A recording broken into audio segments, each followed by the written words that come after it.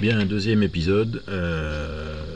J'ai démonté l'écran, enfin le bloc écran de d'UD qui va me servir de banc test et dans lequel je vais installer la carte mère de notre Miss. Alors, je vais essayer de faire ça le plus rapidement possible sans trop me tromper, en écartant le plus possible de choses. Voilà. On pousse tout ça gentiment dans les logements jusqu'à ce que ça a l'air de bloquer. Alors, première chose à ne pas oublier, parce qu'elle est très utile, la petite vis noire qu'on a démontée tout à l'heure. Alors, évidemment, c'est pas facile à mettre si on a des gros doigts, comme moi, mais on s'en sort.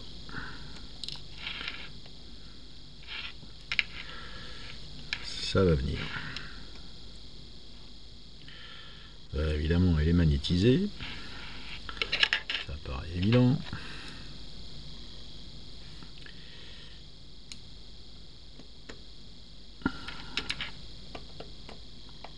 Voilà.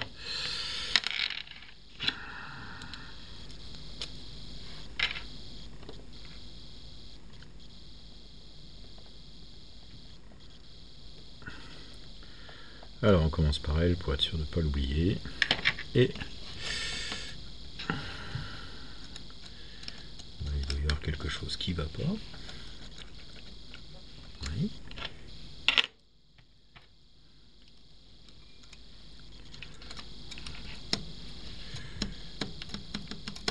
J'aime pas ça.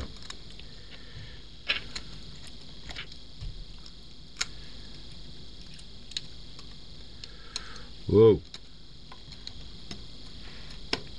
Voilà. Alors, on commence par celui-là. On ajoute le contacteur.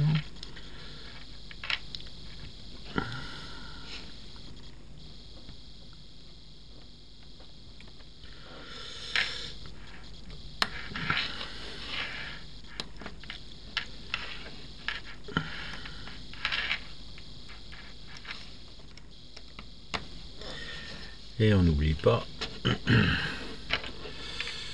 le petit...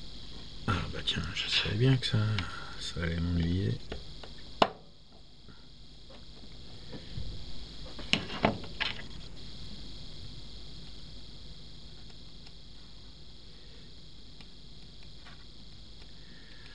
Oh.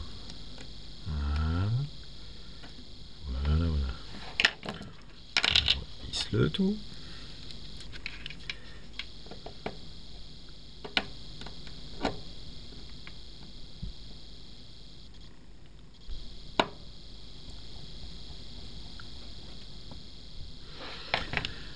Et on n'oublie pas de le rebrancher. Voilà.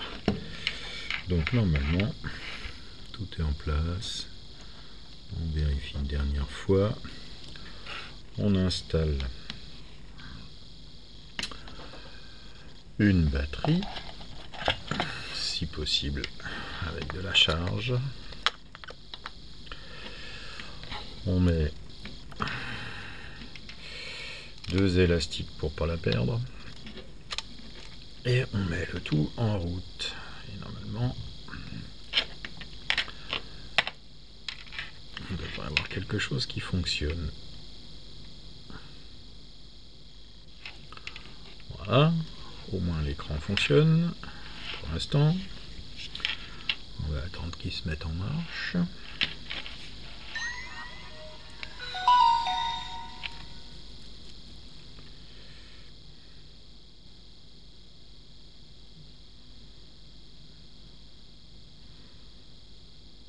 Je trouve que le note est un petit peu long, mais bon, il faut que les choses se fassent visiblement. Voilà, alors il nous dit faites glisser votre doigt pour déverrouiller l'écran. Et là, cette fois-ci, ça marche.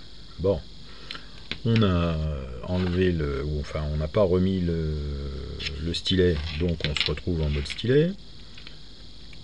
Le stylet a l'air de vouloir fonctionner. J'espère. Voilà. On peut faire des choses. On peut dessiner. Ça marche. Les touches sensitives ont l'air de fonctionner. La touche centrale a l'air de fonctionner. Ok. Alors, on va essayer les divers paramètres. Alors, je voudrais bien essayer les applis d'enregistrement, par exemple, pour voir si le micro fonctionne. Alors, parlez dans le micro situé dans la partie inférieure de l'appareil pour enregistrer votre voix. Ok. Donc, on passe en enregistrement. Là, on essaye. A priori, ça a l'air de réagir. On va voir ça. On passe en enregistrement. Là, on essaye. A priori, ça a l'air de réagir. On va voir ça. Ça marche. Donc, on échappe ça. Qu'est-ce qu'on pourrait essayer aussi? Ah oui, l'appareil photo. Si je me mets là, si je fais une photo bête et méchante, voilà. Le reproche, évidemment, parce que l'écran sensitif ne marchait pas, le reproche que nous faisait Tapit, c'est qu'elle n'arrivait plus à zoomer.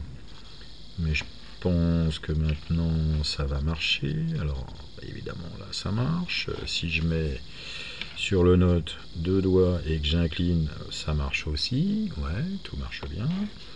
Ok, qu'est-ce qu'on peut essayer d'autre? Bon, j'ai pas mis ma carte SIM, donc je vais pas essayer la téléphonie, mais je l'avais déjà essayé tout à l'heure, donc ça fonctionne. Qu'est-ce qui pourrait encore ne pas aller?